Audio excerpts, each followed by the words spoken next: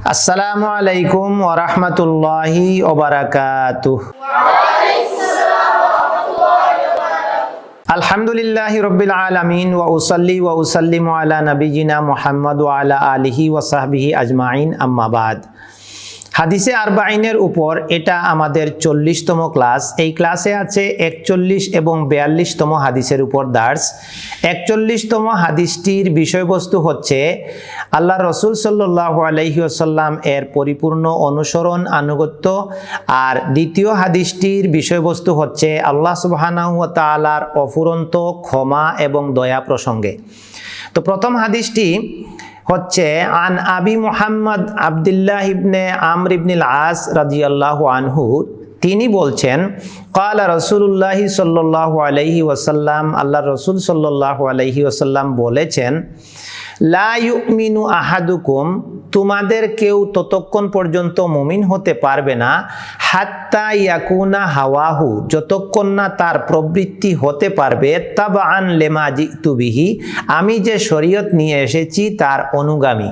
অর্থাৎ নবী সাল্লাল্লাহু আলাইহি ওয়াসাল্লাম এই হাদিসের মাধ্যমে আমাদেরকে যেটা বুঝালেন সেটা হচ্ছে তিনি আল্লাহর পক্ষ থেকে যে শরিয়া নিয়ে এসেছেন, যে ইসলামী শরিয়া আমাদেরকে দিয়ে গেছেন, এই শরিয়ার পরিপূর্ণ হুবহু অনুসরণ ছাড়া, আল্লাহর রাসূলের ফায়সালা মেনে নেওয়া ছাড়া কোনো মানুষ পূর্ণ মুমিন হতে পারবে না।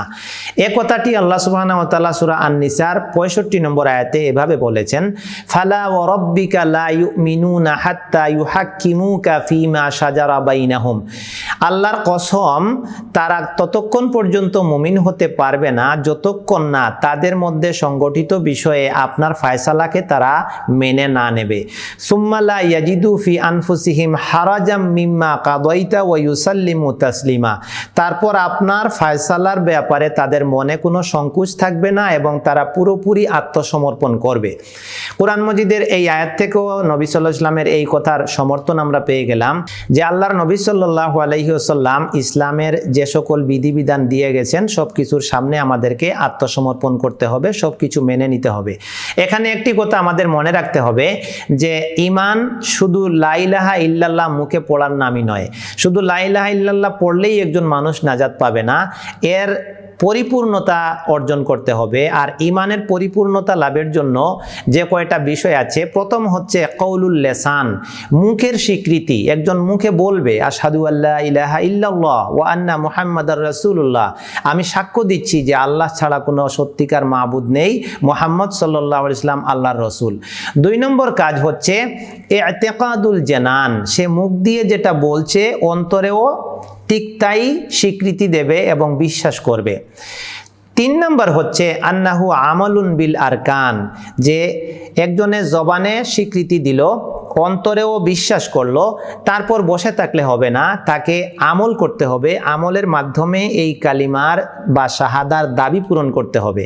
শাহাদা পাঠ করার পর এবং এর অর্থ অন্তরে বিশ্বাস করার পর একজনের দায়িত্ব, এখন সালাতের টাইম হলে তাকে সালাত আদায় করতে হবে, রমাজান আসলে তাকে সিয়াম পালন করতে হবে, টাকা পয়সা থাকলে হজ করতে হবে, নেসাবের মালিক হলে যাকাত দিতে হবে, আরও অন্যান্য নফল ইবাদত করতে হবে। চতুর্থ যে বিষয়টি দাঁড়ায় সেটা হচ্ছে আন্নাহু ইয়াজিদু বিতাআতির রহমান, আনুগত্যের মাধ্যমে, আল্লাহর ইবাদতের মাধ্যমে ঈমান বৃদ্ধি পায়। তাই একজন মুমিন বান্দাকে তার ঈমান বাড়ানোর জন্য আল্লাহর আনুগত্যে নিয়োজিত হতে হবে। 5 নম্বর বিষয়টি হচ্ছে আন্নাহু ইয়ানকুসু বিতাআতিশ শায়তান, শয়তানের আনুগত্য করলে ঈমান কমে যায়। এই জন্য তাকে সাবধান থাকতে হবে, সতর্ক থাকতে হবে যে অন্যায় অপরাধে সে জড়াবে না, যাতে তার ঈমানে নোকসান বা কমতি না পড়ে। তো এই হাদিস থেকে আমরা যেটা জানলাম যে মুক্তি পেতে হলে আমাদেরকে ঈমানের পূর্ণতা অর্জন করতে হবে। আর ঈমানের পূর্ণতা আসবে তখন যখন আমরা আল্লাহর নবীর রেখে যাওয়া ইসলামের সব বিধিবিধানকে আমরা মেনে নেব। তারপর দ্বিতীয় হাদিস হচ্ছে, এটা তিরমিজি এর 3540 নম্বরে এসেছে।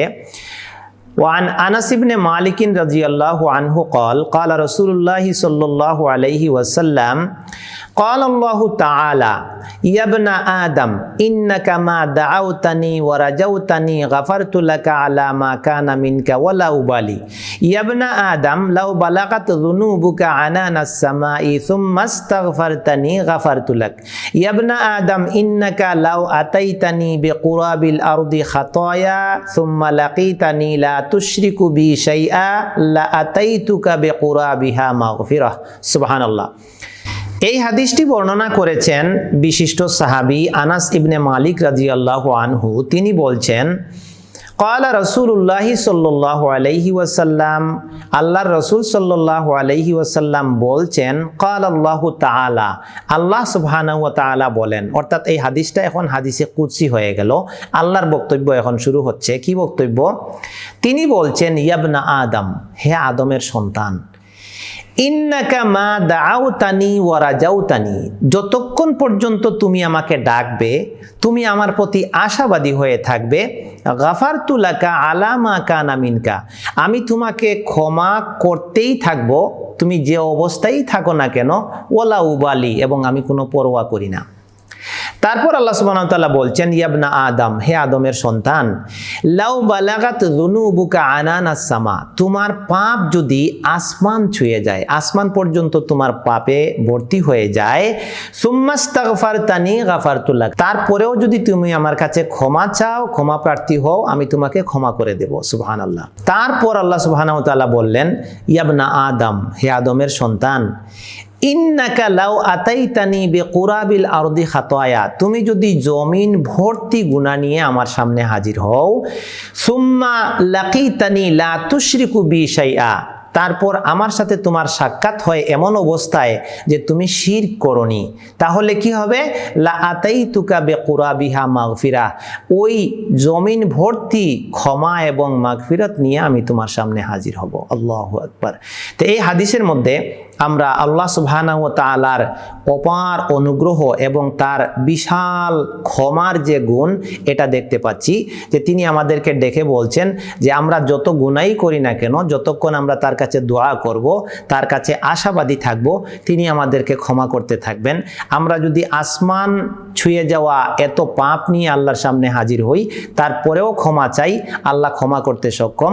তারপর তিনি বলছেন জমিন ভর্তি গুনার বোঝা নিয়েও যদি আমরা আল্লাহর কাছে যাই, তাও তিনি আমাদেরকে ক্ষমা করতে সক্ষম। তবে আল্লাহ সুবহানাহু ওয়া তাআলা এখানে একটা কথা বললেন, সেটা হচ্ছে লাকিতানি লা তুশরিকু বি শাইআ, যে তুমি আমার সাথে সাক্ষাৎ করবে, আমার সাথে কাউকে তুমি শরীক স্থাপন করনি। এইখান থেকে আমরা বুঝে নিলাম যে আল্লাহ সুবহানাহু ওয়া তাআলার ক্ষমা অফুরন্ত। তিনি এই কথাটি সূরা আজ-জুমারের মধ্যে বলেছেন এইভাবে, ইয়া ইবাদিয়াল্লাযীনা আসরাফু আলা আনফুসিহিম, হে আমার ওই বান্দারা যারা নিজেদের নফসের উপরে জুলুম করেছো, অন্যায় করেছো, লা তাকনাতু মির রাহমাতিল্লাহ, তোমরা আল্লাহর রহমত থেকে নিরাশ হইও না, ইন্নাল্লাহা ইয়াগফিরুয যুনুবা জামিআ, নিশ্চয় আল্লাহ সকল গুনাহ ক্ষমা করতে সক্ষম। সূরা আন-নিসা এর 110 আয়াতে আল্লাহ সুবহানাহু ওয়া তাআলা আরো বলছেন, ওয়া মান ইয়ামাল সুআন আও ইয়াজলিম নাফসাহু সুম্মা ইস্তাগফিরিল্লাহা ইয়াজিদিল্লাহা গফুরার রাহিমা, যে মানুষ নিজের নফসের উপরে জুলুম করে, অন্যায় করে অথবা পাপ কাজ করে ফেলে, তারপর সে যদি আল্লাহর কাছে ক্ষমা চায়, তাহলে সে আল্লাহকে ক্ষমাকারী এবং দয়াময় হিসেবে পাবে। সুবহানাল্লাহ। এখান থেকে আরেকটা জিনিস আমরা জানলাম, ফজলুত তাওহীদ, তাওহীদের গুরুত্ব। অর্থাৎ কোনো মানুষ যদি তাওহীদের উপরে থাকে আর এই তাওহীদ নিয়ে মৃত্যুবরণ করতে পারে, শিরক থেকে মুক্ত থাকতে পারে, তাহলে তার ক্ষমা পাওয়াটা আশা রাখতে পারে, সে আল্লাহর কাছে যে কোনো মুহূর্তে আল্লাহ তাকে ক্ষমা করতে পারেন। কিন্তু যে মানুষের তাওহীদ ঠিক থাকবে না, বিশেষ করে যদি সে তাওহীদবিহীন মারা যায়, মুশরিক অবস্থায় মারা যায়, তাহলে আর তার ক্ষমা হবে না। সূরা আন-নিসার মধ্যে এই কথাটা দুইটি আয়াতে বলেছেন, 48 আয়াতে এবং 116 আয়াতে একই কথা। কথাটা কি?